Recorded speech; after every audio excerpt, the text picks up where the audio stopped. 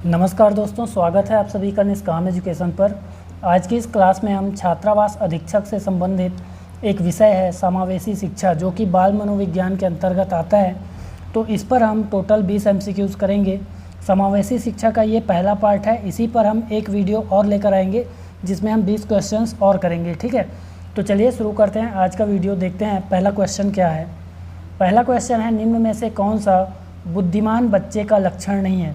एक तो आप सबसे पहले समझिए कि समावेशी शिक्षा का मतलब ये है कि आप बिना निर्योग्यताओं को देखे हुए, किसी भी बच्चे की निर्योग्यता को देखे हुए सभी को समान शिक्षा उपलब्ध कराना ही क्या है, समावेशी शिक्षा है। ठीक है, तो इसी जो इसका मूलभूत सिद्धांत है उसी के आधार पर हम सारे उत्तरों को देखेंगे यहाँ पास। ठीक है, किस प्रकार से इसका उत्तर लिया जा सकता है।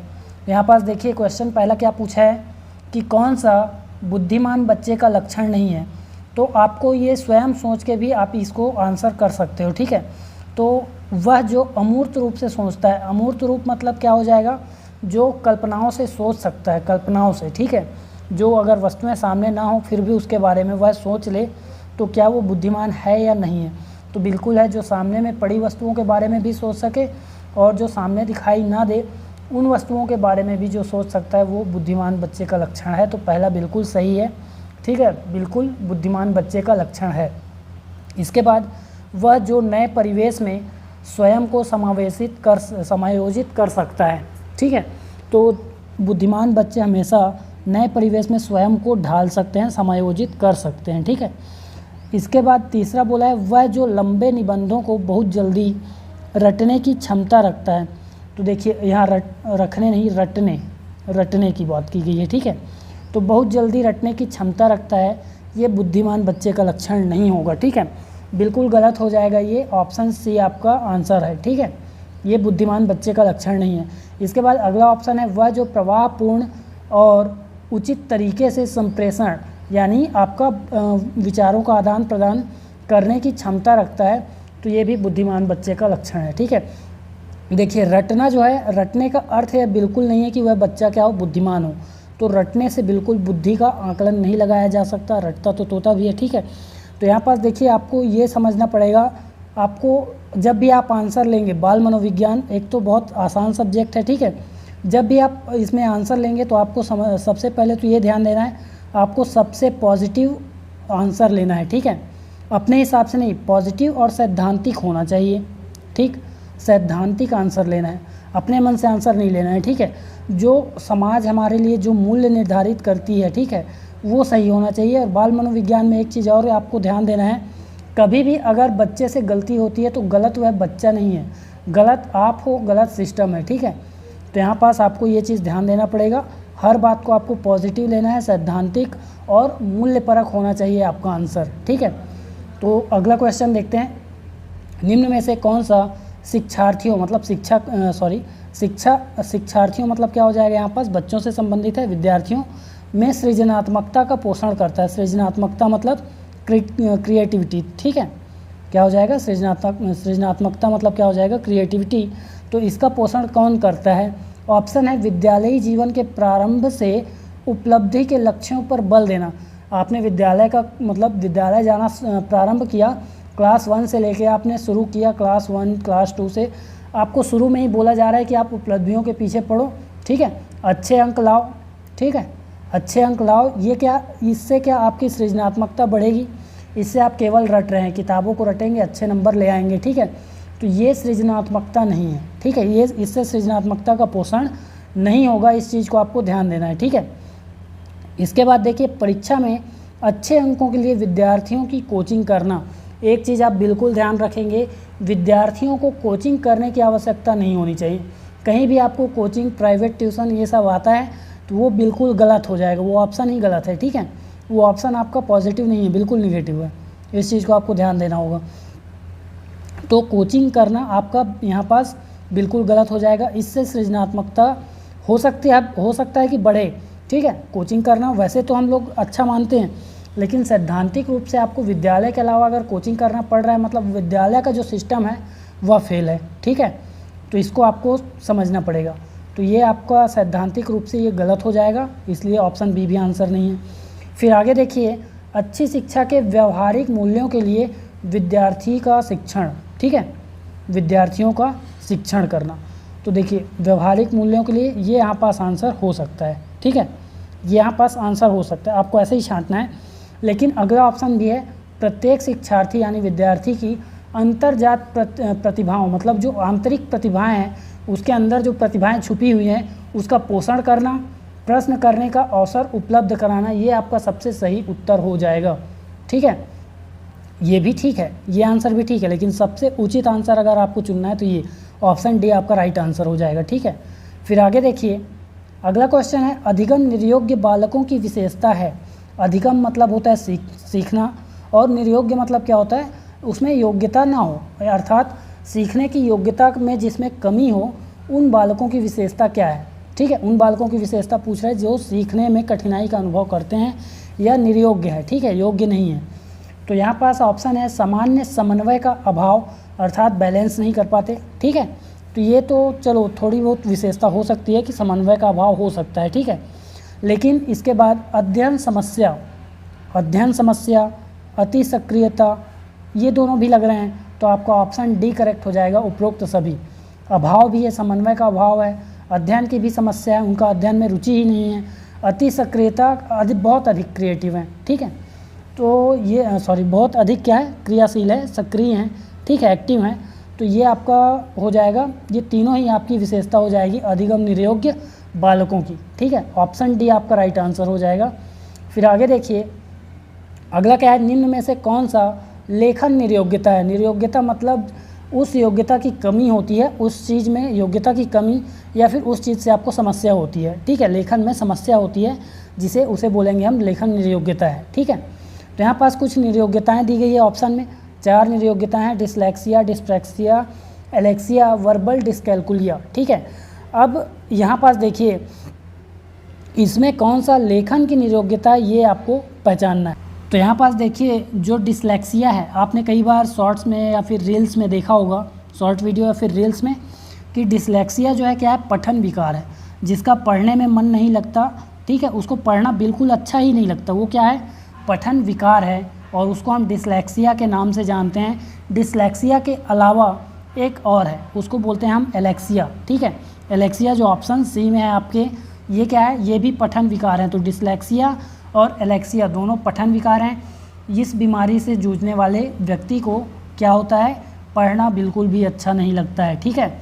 अब इसके बाद देखिए डिस्प्रैक्सिया, डिस्प्रैक्सिया ये कौन सी निर्योग्यता है, तो याद रखेंगे इसमें डिस्ग्रेजिया और अग्रेफिया भी आते हैं, ठीक है, इसी प्रकार के। ये है आपकी लेखन निर्योग्यता। तो यहाँ पास जो लेखन निर्योग्यता पूछा गया है ऑप्शन बी हो जाएगा। इसके अलावा 2 और हैं, डिस्ग्रेजिया, डिस्ग्रेजिया याद रखेंगे, और इसके अलावा एक और है कौन से, अग्रेफिया, अग्रेफिया मैंने बोला। तो ये आपके लेखन विकार हैं 3, ठीक है। और पठन विकार मैंने बताया डिसलेक्सिया और एलेक्सिया, ठीक। इसके बाद लास्ट है वर्बल डिस्कैल्कुलिया। तो ये और इसके अलावा एक और, वर्बल डिस्कैल्कुलिया के साथ याद रखेंगे ग्राफिकल डिस्कैल्कुलिया, वर्बल और ग्राफिकल डिस्कैल्कुलिया। तो ये जो है इसमें क्या होती है, गणित में हम कुशल नहीं होते। जिन्हें वर्बल डिस्कैल्कुलिया की समस्या होती है उन्हें गणित संबंधी समस्या होती है, गणित उनका कुशल नहीं हो पाता कभी भी, ठीक है। अंक गणितीय निर्योग्यता होती है वर्बल डिस्कैल्कुलिया, और ग्राफिकल में आपका क्या होगा, इन दोनों में ही आपका अंक गणितीय निर्योग्यता होती है, ठीक है, इसको याद रखेंगे। इसके बाद आगे देखिए, तो इन सब चीज़ों को आपको बच्चों में पहचानना होगा, ठीक है, फिर उसके हिसाब से आपको उनका जो है रख रखाव करना होता है, तो इसलिए आपको इसे पढ़ना ज़रूरी है, ठीक। और ये समावेशी शिक्षा का ही भाग है। फिर उन्हें आप किस प्रकार से ट्रीट करेंगे वो भी आपको देखना होगा, ठीक है। फिर आगे देखिए अगला क्या है, निम्न में से कौन सा मानसिक रूप से विचलित या विशिष्ट बालक है, यहाँ पास विचलित, ठीक है, विचलित बोला गया है, तो विचलित के लिए विशिष्ट प्रयुक्त हो रहा है, ठीक है। मानसिक रूप से जो विचलित विशिष्ट बालक है वो कौन सा होगा, तो क्या प्रतिभाशाली या फिर सृजनात्मक या मंद बुद्धि बालक। तो देखिए यहाँ पास कहीं भी सामान्य बालक का नाम नहीं आया है, ठीक है, सामान्य बालक का बात ही नहीं किया गया है। तो यहाँ पास ध्यान देंगे प्रतिभाशाली भी, इसकी भी मानसिक रूप से ये भी क्या होता है, विचलित ही होता है, ठीक है। प्रतिभाशाली और सृजनात्मक दोनों का जो मानसिक स्तर है वो ऊंचा होता है, मंद बुद्धि का नीचे हो जाएगा। तो यहाँ पास इसमें आप कह सकते हैं कि इन तीनों का ही क्या होगा, जो मानसिक रूप से ये तीनों ही विचलित होंगे। ठीक है, तीनों ही विचलित होंगे, तो इस चीज़ को समझना होगा। यहाँ पास ये नहीं कि मानसिक रूप से विचलित बोल दिया तो आप मंद बुद्धि में टिक लगा दें, ये गलत हो जाएगा बिल्कुल। ठीक है, यहाँ पास ऑप्शन डी आपका राइट आंसर हो जाएगा। कौन सा होगा, ऑप्शन डी, तीनों ही क्या होंगे, विचलित हैं मानसिक रूप से, याद रखेंगे।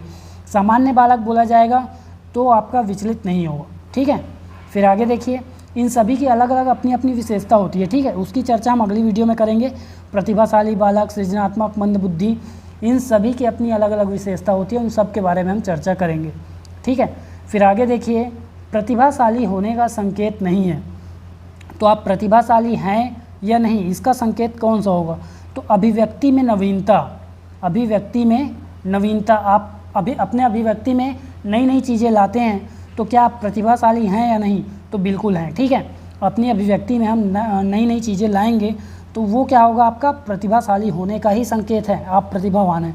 ठीक है, फिर आपके अंदर अगर जिज्ञासा है तो भी आप प्रतिभाशाली हैं। ठीक है, जिज्ञासा होना प्रतिभाशाली का संकेत है।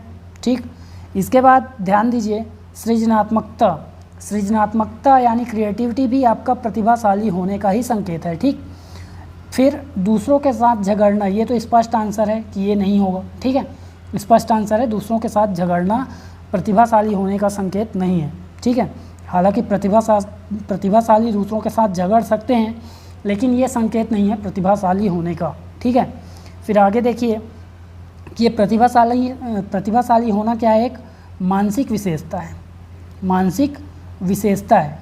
ठीक है, प्रतिभाशाली होना क्या है, मानसिक विशेषता है। ये तीनों मानसिक विशेषताएं हैं, जबकि चौथा ऑप्शन जो है दूसरों के साथ झगड़ना, यहाँ पास शक्ति, शारीरिक विशेषता या फिर शारीरिक शक्ति का प्रयोग दिखाया जा रहा है, तो इसलिए भी ये आंसर हो जाएगा। ठीक है, फिर आगे देखिए, निःशक्त बच्चों के लिए समेकित शिक्षा की केंद्रीय प्रायोजित योजना का उद्देश्य है खाली स्थान में या रिक्त स्थान में निःशक्त बच्चों को शैक्षिक अवसर उपलब्ध कराना। तो कहाँ, ऑप्शन है ब्लाइंड रिलीफ एसोसिएशन के विद्यालयों। तो क्या समेकित शिक्षा का उद्देश्य ये है कि हम निःशक्त बच्चों को ब्लाइंड रिलीफ एसोसिएशन के विद्यालयों में पढ़ाएं, या फिर नियमित विद्यालयों में पढ़ाएं, या विशेष विद्यालयों की व्यवस्था की जाए उनके लिए, या फिर मुक्त विद्यालयों में उन्हें शिक्षा दी जाए। तो यहाँ पास देखिए, उन्हें नियमित विद्यालयों में पढ़ाना ही समावेशी शिक्षा का उद्देश्य है। समावेशी शिक्षा का मैंने स्टार्टिंग में ही बताया कि बिना किसी भेदभाव के, ठीक है, बिना किसी भी प्रकार के भेदभाव आप क्या करेंगे, सभी को, समाज के सब प्रत्येक वर्ग को समान शिक्षा देंगे, एक स्तर पर लेके आएंगे। वही क्या है आपका क्या है, समावेशी शिक्षा है, समेकित शिक्षा है। ठीक है, तो इस चीज़ को आपको समझना होगा। तो यहाँ पास नियमित विद्यालयों, जो नियमित विद्यालय हैं वहाँ आपको उनको शैक्षिक अवसर उपलब्ध कराना है, यही इसका उद्देश्य है। फिर आगे देखिए, इरफान, यहाँ पास कुछ आपको बताया गया है कि इरफान क्या करता है, खिलौने को तोड़ता है और उसके पुर्जों को देखने के लिए अलग अलग कर देता है। सभी ने किया होगा बचपन में। ठीक है, तो आप क्या करेंगे, यहाँ देखिए ऑप्शन है, उसे समझाएंगे कि खिलौनों को तोड़ना नहीं चाहिए, सभी समझाते हैं, लेकिन आपको मैंने बताया कि सबसे सैद्धांतिक और सबसे पॉजिटिव आंसर लेना है। ठीक है, तो आगे भी आप पूरा ऑप्शन देखेंगे। इरफान को खिलौने से कभी भी नहीं खेलने देंगे, ये बिल्कुल निगेटिव आंसर हो जाएगा। बच्चे ने खिलौना तोड़ दिया तो क्या आप उसे खिलौना ही नहीं देंगे, तो यहाँ पास ये निगेटिव आंसर है, इसको बिल्कुल नहीं लेना है। ठीक है, उस पर हमेशा नज़र रखेंगे, नज़र तो बच्चों पर रखनी चाहिए, पर इस कारण से कि वह खिलौना तोड़ देता है ये गलत हो जाएगा। ठीक है, फिर यहाँ देखिए लास्ट ऑप्शन है, उसके जिज्ञासु स्वभाव को प्रोत्साहित करेंगे और उसकी ऊर्जा को सही दिशा में संचरित करेंगे। तो ये एकदम सैद्धांतिक और पॉजिटिव है। ठीक है, तो ऐसा ही आंसर आपको चुनना है, समावेशी शिक्षा हो या बाल मनोविज्ञान का कोई भी टॉपिक हो। ठीक है, आपको सबसे सैद्धांतिक, और बच्चे की कोई गलती नहीं है, इस बात को ध्यान देना है। बच्चे गलत नहीं होंगे, गलत हैं तो आप या फिर सिस्टम। ठीक है, कौन गलत है, या तो आप गलत है या तो सिस्टम गलत है, उसका आपको उपाय खोजना होगा, वो भी सबसे सैद्धांतिक और पॉजिटिव।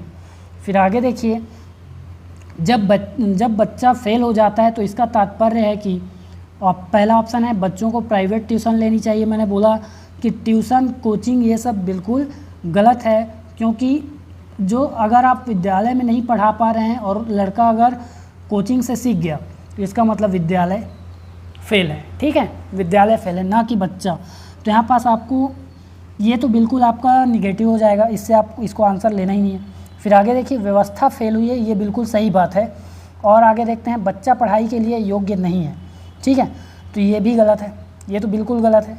बच्चा पढ़ाई के लिए योग्य नहीं है तो फिर ट्यूशन से भी फ़ायदा नहीं है, ठीक है। बच्चों ने उत्तरों को सही तरीके से याद नहीं किया, ठीक है, ये भी गलत। अगर याद नहीं किया तो उन्हें बताया नहीं गया या फिर उनकी शिक्षा इस प्रकार से नहीं दी गई, ठीक है, तो आपको बच्चे को गलत साबित नहीं करना है। ना तो वो योग्य नहीं है, ये भी गलत होगा, उसने याद नहीं किया, ये भी गलत हो जाएगा, ठीक है। तो व्यवस्था फेल हुई है, ये आंसर हो जाएगा आपका ऑप्शन बी, ठीक। इसके बाद देखिए, अधिगम निर्योग्यता का लक्षण है भागने की प्रवृत्ति, अशांत, ऊर्जावान, विध्वंसक होना, संविधान संबंधी बाधा या विकार।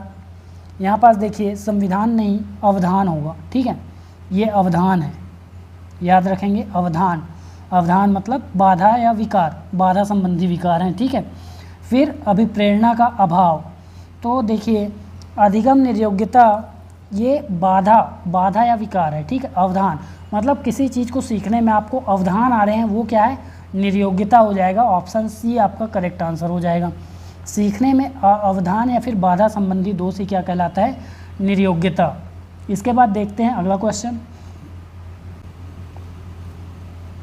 अगला क्वेश्चन है, छोटे शिक्षार्थियों अर्थात छोटे विद्यार्थियों में निम्न में से कौन सा लक्षण पठन कठिनाई का नहीं है। पठन कठिनाई मतलब उस लक्षण में पढ़ने से कठिनाई संबंधित बात नहीं की जा रही है। तो ऑप्शन है सुसंगत वर्तनी में कठिनाई। वर्तनी मतलब सही मात्रा का उच्चारण करने में या मात्रा पहचानने में अगर कठिनाई होती है या मात्रा वह गलत बोल देता है तो क्या उसे पठन कठिनाई नहीं है। तो देखिए इसमें पठन की कठिनाई होगी, ठीक है। यहाँ पास नहीं है पूछा गया है, पठन कठिनाई का लक्षण नहीं है पूछा गया है ना, यहाँ पास देखिए तो नहीं है बोलेगा तो ये तो है भाई। मात्रा अगर गलत हो रही है तो उसे पठन में कठिनाई का लक्षण दिख रहा है। वर्ण एवं शब्द के पहचान में कठिनाई, ये भी लक्षण दिख रहा है, ठीक है। अगर आप शब्द नहीं पहचान पा रहे हैं, वर्ण नहीं पहचान पा रहे हैं, मतलब आपको पठन में कठिनाई हो रही है। फिर पठन गति और प्रवाह में कठिनाई, तो अगर आपकी पढ़ने की जो स्पीड है, पढ़ने का जो प्रवाह है, ठीक है, एकदम फ्लुएंट नहीं बोल पाते तो भी वो क्या है, पठन में आपका क्या है, कठिनाई है, ठीक है। फिर यहाँ देखिए ऑप्शन डी है, शब्दों और विचारों को समझने में कठिनाई। तो यहाँ समझने की बात की जा रही है और यहाँ पठन की, तो ये आपका ऑप्शन हो जाएगा करेक्ट, ठीक है, क्योंकि यहाँ पठन विकार की बात या पठन कठिनाई की बात की जा रही थी, ना कि समझने में, ठीक। तो ऑप्शन डी सही है। फिर आगे देखिए, सृजनात्मकता मुख्य रूप से खाली स्थान से संबंधित है। ऑप्शन है मॉडलिंग, अनुकरण, अभिसारी चिंतन या बहुविध। तो देखिए मॉडलिंग तो बिल्कुल गलत हो जा रहा है, ठीक है। अनुकरण मतलब किसी की कही गई बातों का अनुसरण करना, वो हो जाएगा आपका अनुकरण, ठीक है। तो आप किसी की बताई गई बातों को आप फॉलो कर रहे हैं तो क्या आपकी क्रिएटिविटी या सृजनात्मकता झलक रही है उससे, ये भी गलत होगा। अभिसारी चिंतन, अभिसारी मतलब केंद्रीय चिंतन, एक ही बात की ओर आपका विचार जा रहा है, आपका सोच जो है वो केंद्रीय है, किसी एक बात को लेकर या फिर किसी एक निश्चित क्षेत्र को लेकर आपका विचार कहाँ जाता है, एक ही केंद्र में जाता है, उसको बोलते हैं हम अभिसारी चिंतन, ठीक है। तो इस प्रकार का जो चिंतन होगा एक ही केंद्र की ओर या फिर एक ही विचारधारा की ओर जो चिंतन या सोच होता है उसको बोलते हैं अभिसारी, तो ये भी गलत हो जाएगा। जो अपसारी चिंतन होगा इसका करेक्ट आंसर हो जाएगा। अपसारी चिंतन मतलब कई प्रकार के बहुविध बहु दिशाओं में आपकी चिंतन जा रही है, कई प्रकार के विचारों को आप सोच पा रहे हैं, वो क्या होता है, अपसारी चिंतन या बहुविध चिंतन, ठीक है। तो ये होता है आपका सृजनात्मकता का लक्षण, ठीक है, यह सृजनात्मकता से संबंधित होता है, क्योंकि आप कई प्रकार की बातों को सोचेंगे तभी तो आप कुछ सृजन कर पाएंगे, कुछ क्रिएटिविटी कर पाएंगे, ठीक है। तो ऑप्शन डी आपका राइट आंसर हो जाएगा। फिर आगे देखिए अगला क्वेश्चन क्या होगा, श्रवण ह्रास से ग्रसित बच्चे, मतलब जिसको सुनाई देने में कठिनाई होती है, ठीक है, से ग्रसित बच्चे कक्षा में किस मुख्य नैराश्य, नैराश्य मतलब कुंठा, कुंठा मतलब क्या होगा, कुंठा, ठीक है, आपको बहुत निराशा होती है उस चीज़ से, ठीक है, किस निराशा का सामना करना पड़ता है आपको। तो ऑप्शन यहाँ पास देखिए, दूसरों के साथ संप्रेषण करने तथा सूचनाओं को बांटने में अक्षमता, ये बिल्कुल सही हो जाएगा। ठीक है, ये तो सही लग रहा है। अभी आगे भी ऑप्शन देख सकते हैं, दूसरे विद्यार्थियों के साथ परीक्षा देने में। तो देखिए परीक्षा देने में कोई अक्षमता नहीं होगी। क्या आपको सुनाई नहीं देगा तो आप परीक्षा नहीं दे पाएंगे, या फिर सुनाई नहीं देगा तो क्या आप पुस्तक पढ़ने में अक्षम हो जाएंगे, ये भी गलत होगा, या फिर खेलकूद में भागीदारी निभा, ये भी गलत हो जाएगा। क्या जिसे सुनाई नहीं देगा वो खेलकूद में भागीदारी नहीं कर पाएगा? तो यहाँ पास ये करेक्ट हो जाएगा संप्रेषण। आप संप्रेषण नहीं कर पाएंगे अच्छे से, किसी से बातचीत या फिर अपनी भावनाओं को समझा नहीं पाएंगे किसी को अच्छे से, ठीक है। तो ये हो जाएगा आपका ऑप्शन ए। इसके बाद आगे देखिए, प्रतिभाशाली विद्यार्थी अपनी क्षमताओं को तब विकसित कर पाएंगे जब, यहाँ पास कुछ कंडीशन दिए हैं, बार बार उनकी परीक्षा होगी तब, या फिर वे अन्य विद्यार्थियों के साथ अधिगम प्रक्रिया से जुड़ते हैं तब। तो यहाँ देखिए आपका क्या हो जाएगा, यहाँ पास करेक्ट हो जाएगा, क्योंकि जब तक जो प्रतिभाशाली विद्यार्थी हैं वे अन्य विद्यार्थियों से जुड़ेंगे और अधिगम प्रक्रिया यानी सीखने की प्रक्रिया में जुड़ते हैं, तब उन्हें क्या होता है, उनकी क्षमताएं बढ़ती हैं, ठीक है, विकसित होती हैं। तो ये नहीं सोचना चाहिए कि मुझे सब आता है तो हम किसी और को नहीं सिखाएंगे, ठीक है। जब आप सिखाते हो तो आपकी क्षमताएं बढ़ती हैं, ठीक। इसलिए आपको इन सब बातों पर ध्यान देना है जो हमें बचपन से बताई जा रही हैं, ठीक है। जो हमारे टीचर्स बोलते थे उन सब बातों को याद करके भी आप आसानी से कर सकते हैं इसे, ठीक है। फिर आगे देखिए, उन्हें अन्य विद्यार्थियों से अलग किया जाएगा। तो क्या अन्य विद्यार्थियों से अलग किया जाएगा तो उनका प्रतिभा का विकास होगा? बिल्कुल गलत है। वे निजी कोचिंग कक्षाओं में पढ़ेंगे, हो सकता है थोड़ा बहुत विकास हो, लेकिन अगर उन्हें अन्य विद्यार्थियों से अलग किया जाए या फिर अन्य विद्यार्थियों से अधिगम प्रक्रिया ना करने दिया जाए तो कोचिंग भी व्यर्थ हो जाएगा, ठीक है। तो विकास तभी होगा जब विद्यार्थी अधिगम प्रक्रिया से जुड़ेंगे, वो भी अन्य विद्यार्थियों से, ठीक है।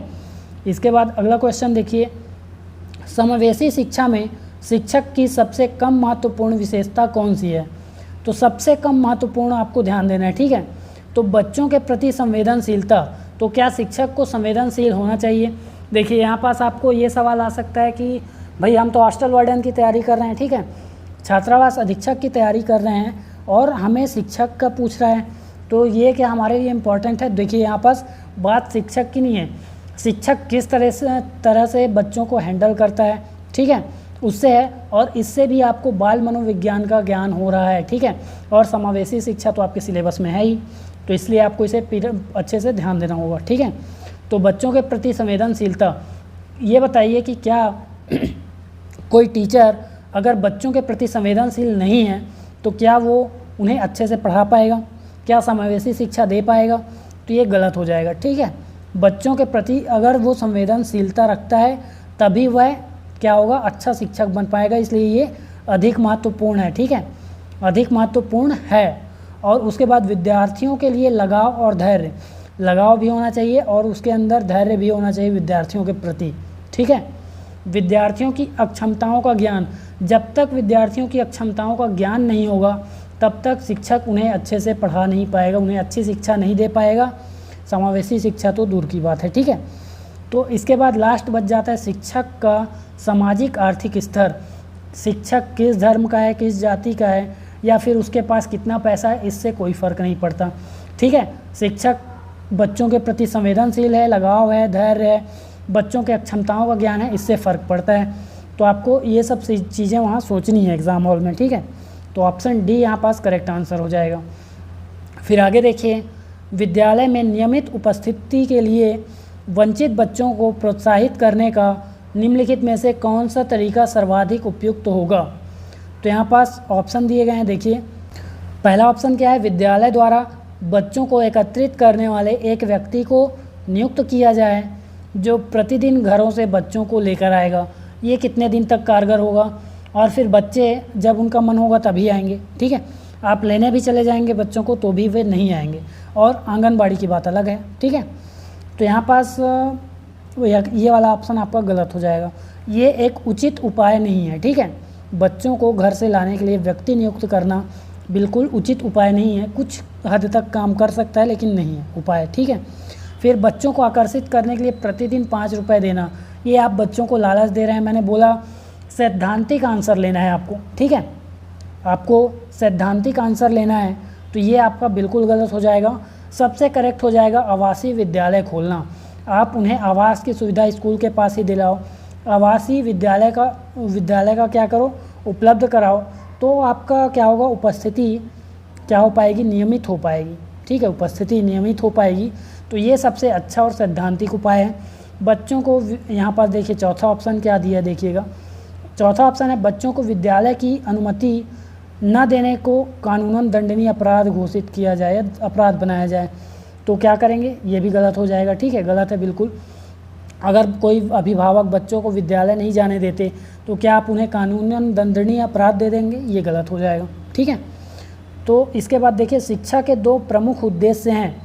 शिक्षा के प्रमुख उद्देश्य आप अपने मन से सोचिएगा, देखेंगे आपका आंसर सही होता है या नहीं। ठीक है, तो शिक्षा के 2 प्रमुख उद्देश्य, पहला ऑप्शन है बालकों में विषयों का ज्ञान और उनकी मानसिक विकास करना।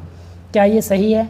या फिर विषयों का ज्ञान देना व परीक्षा के लिए तैयार करना, या फिर विषयों का ज्ञान देना और उन्हें कंठस्थ करवाना, फिर लास्ट है विषयों का ज्ञान देना व व्यावसायिक कौशल का विकास करना। तो देखिए अभी बालक हैं, ठीक है, बालकों की बात की जा रही है, अभी शिक्षा ले रहे हैं, तो व्यावसायिक कौशल अभी आवश्यक नहीं है। ठीक है, जब शिक्षा प्राप्त हो जाती है, बेरोजगार हैं, तब व्यावसायिक कौशल का ठीक है। ठीक, लेकिन अभी वे शिक्षा के प्राथमिक चरणों में हैं, आप उन्हें व्यावसायिक कौशल, ये गलत होगा। ठीक है, फिर विषयों का ज्ञान देना, उन्हें कंठस्थ करवाने का मतलब उन्हें रटवाना, ये गलत होगा। विषयों का ज्ञान देना तो सभी में है। ठीक है, विषयों का ज्ञान देना सभी में है, तो विषयों का ज्ञान देना आवश्यक भी है, लेकिन परीक्षक क्या केवल परीक्षा के लिए तैयार करना है, गलत। ठीक है, उनकी मानसिक विकास करना सबसे उचित आंसर होगा, ऑप्शन ए। ठीक, इसके बाद आगे देखिए, बालक विविध प्रकार से सीखते हैं। ठीक है, विविध प्रकार से सीखते हैं, तो क्या शिक्षण के ऑप्शन है शिक्षक के भाषण के द्वारा। तो देखिए शिक्षक के भाषण से हो सकता है कि कुछ सीखें, पर ये अच्छा माध्यम नहीं। आप शिक्षक अगर कुछ बताते रहेगा तो केवल उसी से सीखें, ऐसा संभव नहीं है। इसके बाद आगे भी देखिए अगला क्वेश्चन, प्रयोग द्वारा, विवेचन द्वारा, प्रश्न पूछकर, क्रिया करके, चिंतन करके, ये ऑप्शन हो सकता है, क्योंकि देखिए इसमें कई सारे आपके बातें दी गई हैं। ठीक है, कई सारी बातें दी गई हैं, प्रयोग करके सीखेंगे, विवेचन करके सीखेंगे, प्रश्न पूछकर सीखेंगे, क्रिया करके सीखेंगे, या फिर चिंतन करके सीखेंगे, तो ये ऑप्शन सही हो जाएगा। इसके बाद है ऑप्शन में शिक्षक द्वारा निर्देशित या नियंत्रित, पाठ्य पुस्तक आधारित शिक्षण द्वारा। तो शिक्षक जो बुक निर्देशित करेगा उन्हें पढ़ के क्या वे शिक्षा प्राप्त कर लेंगे, तो ये गलत है। ठीक है, उपरोक्त में से कोई नहीं, तो ऑप्शन बी आंसर है। ठीक है, फिर आगे देखिए, मिश्रित आयु वर्ग वाले विद्यार्थियों की कक्षा से व्यवहार रखने वाले शिक्षक के लिए खाली स्थान या रिक्त स्थान का ज्ञान सर्वाधिक महत्वपूर्ण है। तो ऑप्शन है सामाजिक आर्थिक पृष्ठभूमि। तो देखिए किसी की भी सामाजिक आर्थिक पृष्ठभूमि ध्यान में रख कर या ज्ञान रख कर आप उन्हें अच्छी शिक्षा दे पाएँ, ये संभव नहीं है। ठीक है, इसके बाद सांस्कृतिक पृष्ठभूमि, किसी के धर्म, किसी का जो कल्चर है उसे आप ध्यान में रखकर उसे अच्छी शिक्षा दे पाएँ, ये भी उपयुक्त तो नहीं लग रहा है। ठीक है, उपयुक्त नहीं भी है। ठीक है, विकास की अवस्थाओं का ज्ञान होना चाहिए, आपको बच्चों की विकास की अवस्थाओं का ज्ञान होना चाहिए। यहाँ पास बोला है मिश्रित आयु वर्ग। ठीक है, विभिन्न आयु वर्ग के बच्चे यहाँ उपस्थित हैं, आपको सभी की विकास की अवस्थाओं का ज्ञान होना चाहिए, ना कि उनकी सामाजिक आर्थिक पृष्ठभूमि का, ना कि सांस्कृतिक पृष्ठभूमि, ना ही उनके अभिभावकों के व्यवसाय का ज्ञान होना ज़रूरी है तो केवल उनकी विकासात्मक अवस्थाओं, जो कि हमने पिछली वीडियोज़ में बताया है कि क्या क्या विशेषताएं हैं, संवेगात्मक विशेषताएं हैं। ठीक है, संवेगात्मक अवस्थाएं हैं विकास की। ठीक है, और क्या है, पूर्व संक्रियात्मक है, मूर्त संक्रियात्मक है, अमूर्त संक्रियात्मक है, इन सभी आपको अवस्थाओं का ज्ञान होना चाहिए। फिर आगे देखिए, खाली स्थान के कारण या रिक्त स्थान के कारण क्या होगा, प्रतिभाशीलता होती है। तो प्रतिभाशीलता किस कारण से होती है, क्या आनुवांशिक रचना से होती है, क्या होती है, तो कुछ हद तक तो होती है। ठीक है, फिर वातावरणीय अभिप्रेरणा, वातावरण से भी प्रभाव पड़ता है। जब केवल आनुवांशिकी रचना से आप प्रतिभाशील नहीं हो सकते, वातावरण जैसा रहेगा उसी के हिसाब से ऐसा होता है। ठीक है, अगला है ए और बी का संयोजन, तो ये आपका करेक्ट हो जाएगा। ठीक है, आनुवांशिक रचना और वातावरणीय अभिप्रेरणा के द्वारा ही कोई प्रतिभाशील हो सकता है, तो ऑप्शन सी सही है। इसके बाद मनोसामाजिक कारकों, बिल्कुल गलत हो जाएगा। ठीक, तो यहाँ तक हमारा समावेशी शिक्षा का पहला पार्ट यहाँ पास समाप्त होता है। अगली वीडियो में हम इससे भी जो कुछ छूटा हुआ क्वेश्चंस हैं, ठीक है, छूटे हुए कुछ क्वेश्चंस हैं उनको करेंगे और भी कुछ महत्वपूर्ण जो इसमें तथ्य हैं उन पर बात करेंगे। तो इसके लिए जुड़े रहिए चैनल से। वीडियो में अंत तक बने रहने के लिए धन्यवाद।